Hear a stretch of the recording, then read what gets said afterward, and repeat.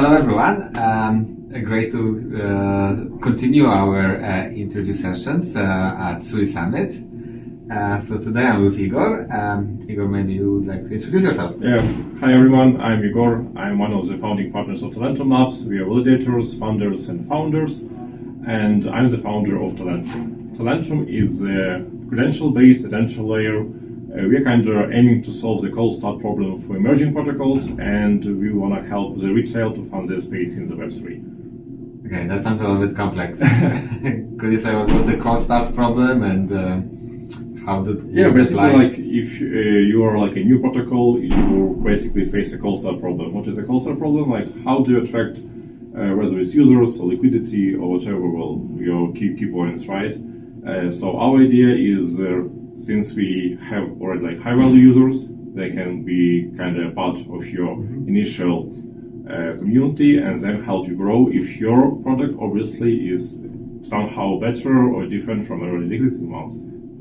Right, so if I understand it correctly, this is like this second side of building a business, right? So you have a product, engineering, business development, and the other side just would be the users. Yeah, exactly, like the user adoption, because like you can have a great page, but you can really struggle to adopt it. And what we wanna like be helpful with is to help you to adopt your protocol, since like we already have engaged guys like Web3 OGs and so on, but also we have a newbies that are kind of trying to apply their talents. Maybe it's like, I don't know, cool artists, maybe they can just, draw a mascot for your, for your DeFi protocol or for your game or whatever, or they can be, just like frost translators, they can adapt your site to Chinese language, for example, right? And many, many more. So even Web3 OGs, maybe they can find their like future founders or co-founders to build something on their own. So like my idea is like to be helpful both to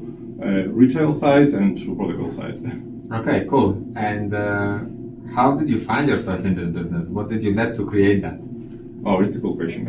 So it took us like a long time since 5 years ago. I started like 5 years. Oh, that's I started like in Web3 7 years ago. 8 years ago. And for me, it was all about your keys, your assets, decentralization, alternative, economic system, and I'm still kind of struggling that we so striving about institutional adoption, because for me it was about, yeah guys, let's take our power back with, alternative like Bitcoin economic system. But then a bit by bit you could discover that new protocols arise, new leveraging situations where you can use blockchain. And one of them was DeFi, basically, right? And we seen the DeFi summer, and that's when my partners and we started our own fund. We were pretty lucky with some investments, very unlucky with another investments, but then we decided that instead of putting bet on other builders, we have to put a bet on ourselves. And instead of just being founders, become founders. Yeah, and back in the days, one of our friends, he was a part of Oasis team. He was managing all the community initiatives, and he faced a lot of problems while managing communities. It's really hard to define the quality of work. It's really hard to define who is your high-value user. Managing was consuming a lot of resources. You have to use a lot of tools. You have to put a lot of people, and that's why we have decided to build, which is now called Talentum. So it kind of eases the life of everybody, of high-value people to be spotted, of protocols to solve the cold start problem, or even the growing phase problem. So yeah, we've been building it maybe a bit less for 2 years, and now we are live on SUI network and recently deployed also on mania testnet. Okay, so that's good. How big is your network? User-wise, I'm pretty proud. I can say that today, on Sunday, the 9th of March, we have almost 500,000 of users. Yeah. 500,000? Yeah, 500,000. Active users? I'd say, yeah, since we have... That's a good network. I don't wanna... we have 3 million of tasks done during the last 2 weeks, and 1.8 million of chain transactions. Wow. Yeah. How those tasks work? How they are defined? So you can give me maybe like one example from one of your customer. Yeah, I don't call the customer because we want to be like valued. Sure. Yeah. So for me, like it's all about. So you can like define a flow. Yeah, for me it's like making friends and making a favor to my friends. So basically, if for example, like one of the Manat ecosystem projects, okay, guys, we want to have some art. Like we would like to see people creating art with our mascot, or just to be free. So we put a task. Okay, whoever is kind of AI builder, or they just freehand drawing, they can put their artworks on their Discord, on our Discord, and everybody's like having fun. Or for example, you are a new trading protocol. Mm-hmm. So we engage guys, to try your new trading terminal, or maybe it's like you just trade on the front end, and they can leave their feedback, or just try it. And if you're doing okay, maybe they will switch from the already existing solutions to yours. And the same is gaming, the same is NFT collections, the same is like basically everything. Basically, we try to encourage guys to try something new, and if you're better, you'll gain their trust and their love. Okay, so that's the attention building. Yep, attention layer. Right. Credential base. If you're like a cool gamer, you'll be engaged gamer. That's something that we really need to do more. Like the legit. Let me guys make that phrase legit attention, because the attention what many people try to build is with this. I would say not legit KOLs. My impression was that the last year was a year of KOLs, which were greedy, artificial. Like there was no stickness. Yeah. So what's the case that someone is talking about certain protocol if it's only driven by a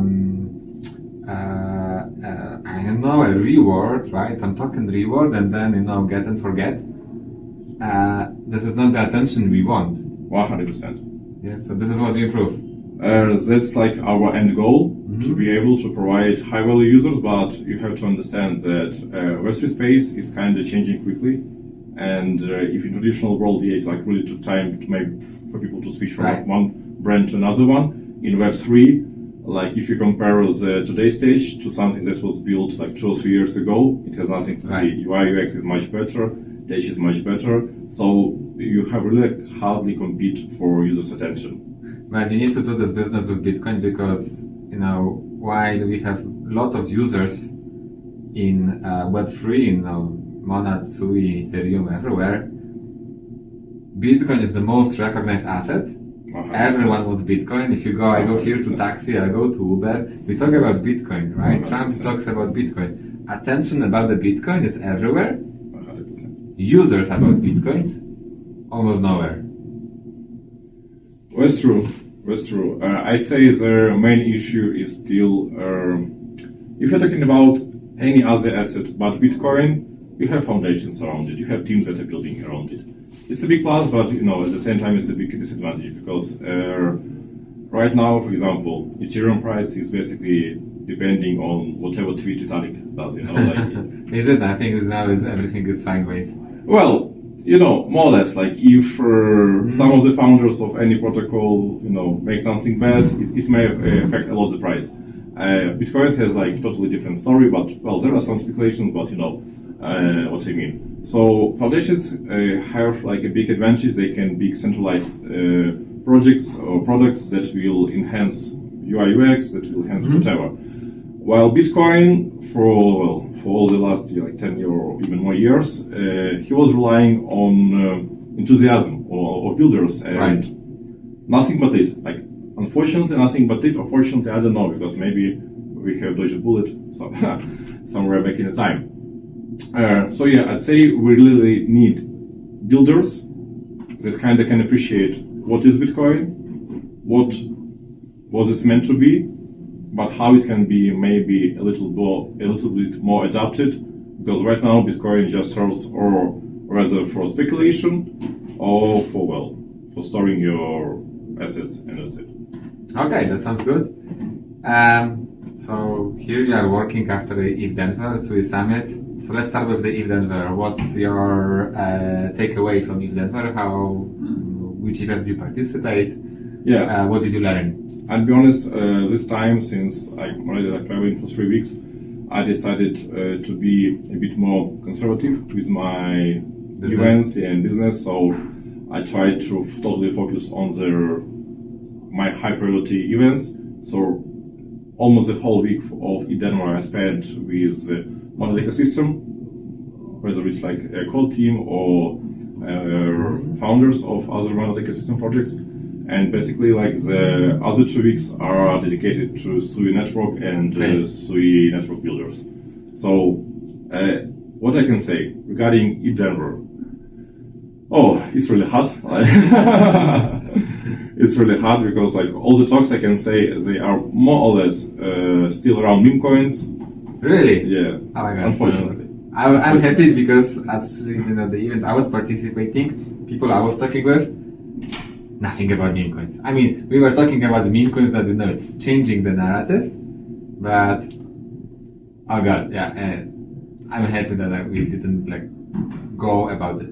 A meme coin narrative. Yeah, I cannot say there's like a serious talks, but there was still a lot of talks about them, and for me it's like just wasting your energy, it's just like total distraction. The last year, the whole year was about meme coins, right? Yeah, and still, so we're still on that, unfolding it. Yeah, but I can say it kind of gains some acceptance, yes, and let's get back to the rules, maybe stick to something more technical, fundamental stuff, because each time, once we gain some trend, whether it's, I don't hate NFT, but whether it's NFT trend, or play to your own trend, or meme coin trend, the retail just, lose their money, and they don't get back to Web3 in another half an hour, or half a year, or even more. Guys, don't use meme coins. This is going to, do some due diligence. Try to stick, to something more fundamental. You lose money. I mean, it's like casino. 99% of the cases. There is this a good meme also, by the way. The meme coins memes. That you win, it's really addictive. Yes, you win, and then you lose all. Yeah. You have this short wins, sometimes 2 times, 3 times, 5 times, 10 times, and you continue, and then bam, 0. No, I've seen another meme when somebody tells you, don't trade meme coins, and then on the next day you read on Twitter, another guy became rich because he was trading meme coins. That you trade meme coins and you lose everything. That's how meme coins, basically are working. Yeah. Casino. That's this is the addiction of the casino. The rules is give the short term winning. Yeah, so let someone win, and then. Yeah, and a lot of them they will basically they're capitalizing of influencers. Because they were basically, guys, I have launched whatever coin, and it was basically the exit liquidity, and I don't see as a right thing to do, because in the long run it's just doing harm to your community and to the community in general. So yeah. Okay, cool. I mean, you're the first person that are talking here about meme coins. Fair enough. Interestingly enough, Monad. You mentioned Monad. You are doing validator services in Monad. Still not, but going to, right? Yeah. Okay, cool. Interestingly enough, I think that even though I was not participating in the Monad ecosystem, I observed that there is good attention, towards the Monad. They have, I think, good business development, good tech, EVM, everything. It will be a big contender in this year. Probably, yeah. I'm not a technical person, despite the fact that I'm an aviation engineer. I'm not a coding guy. I don't know a lot, but a lot of friends of mine, and particularly Janko, he told me that Monad is basically optimized fundamentals. It's really hard work to build from scratch a new EVM chain. It's something that cannot be comparable to anything we have already seen. Yeah, the people basically are saying that even on the transaction basis, it's head as Solana. Yeah, it's really high TPS, and one of the problems is to build something on top, intersect, for example, because you have so many transactions that you have to intersect. It's it should be like a very, very big thing in the future. And if you're talking about, founders and other stuff, I'd say it's one of the few testnets, maybe if not the only one in the last a couple of years, where I see so high quality builders on the testnet. How many validators they're going to have? I'm not sure about the final. I'd say maybe somewhere around maybe 100-ish plus. Right now it's 57. Right now it's 57. So that will go in testnet, but then the mainnet they are going to launch with over 100? Yeah, I suppose as any other networks, they will be gradually, evolving with their amount of validators. But yeah, right now the testnet is running with 57 validators. Okay, cool. Okay, so now let's switch the gears to SUI Summit. So that's the next chapter here in Denver. What can you share? Yeah, so talking about SUI, I'm 100% bullish on SUI network, to be honest, not only price-wise or whatever. I'd say that I was there on the first builder house when SUI held it in Lisbon, maybe 3 years ago. 3 years ago, there was already building house. Yeah, the first one in Lisbon. You can read you could witness Solana builders, they were switching to SUI builder house because basically I believe they have Solana there. Yeah, it was Solana community. Yeah, and it was I guess at the same time with Solana breakpoint and so basically all this cash liquidity went through SUI builder house, and I can say that from that time. Every builder house that I have visited, I can witness very healthy atmosphere between founders and builders. It's kind of uncomparable to any other summits or any other ecosystem focused events, because I like the approach that you have to show your loyalty. That you're not just another multi-chain whatever. You have to show your loyalty, you have to show your understanding of the tech.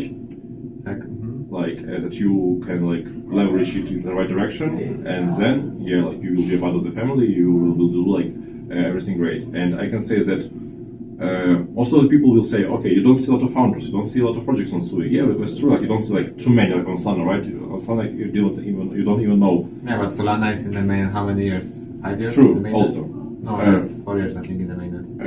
Yeah, but I do approach when I can still, kind of be focused on all major protocols, because, for example, on SUI, I use almost everything.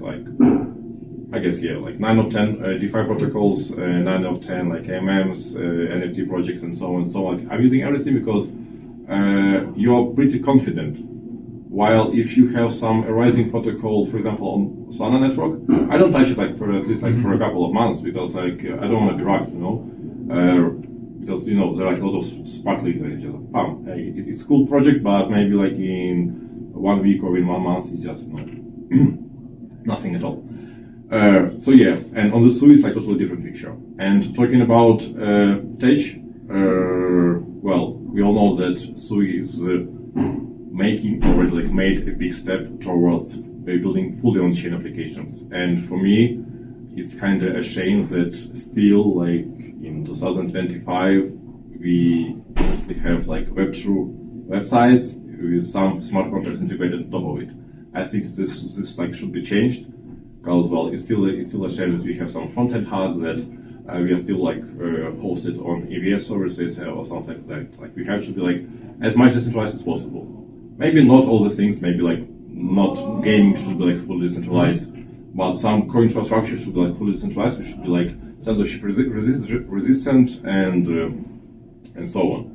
And also talking about future coming adoption tech, SUI Play, because I am not a big gamer, but I do understand that gaming is a cool engagement mechanism, and if you want some step-by-step onboarding users through Web3, it shouldn't be okay guys, you can make your 1000x on Memecoin. No, you can just play, you can then understand, I can sell some of my profile, and it will be on chain, nobody can take it from me. It's a cool use case, because I play some case on my mobile phone, and I'm I wish it was on the blockchain. I wish I could sell, this maybe rare item, or I could sell my profile. But yeah, I hope it will be changed soon. What do you think about Bitcoin and SUI? Is it a good match, bad match? How do you see it? Yeah, I'd say, well, first of all, it would be cool if I could use native Bitcoin, once again, like native Bitcoin, not like wrapped Bitcoin. Well, that's the whole principle of blockchain. Like, if anytime you want to use a value, but we need to fall back to a custody or a centralized exchange, then something is wrong, right? This is not the way how the blockchain should work. If you need to fall back to a centralized exchange or a custody. Oh, there's like so many wrong things in that yes. actually. I mean, step by step, we are going to do it. Yeah, hopefully. We are going to make it. Hopefully. Like, the thing is that it's also all about like education, like not all about, but a part of it. Because sometimes you have to explain people why they should like prefer DeFi instead of like CeFi, right? Like why they have to maybe use non-custodial wallets, non-custodial solutions, and be like in power of their assets instead of like relying on something institutional per se. So like I see there's like a lot of work to be done there. Yeah, for sure. So did you see?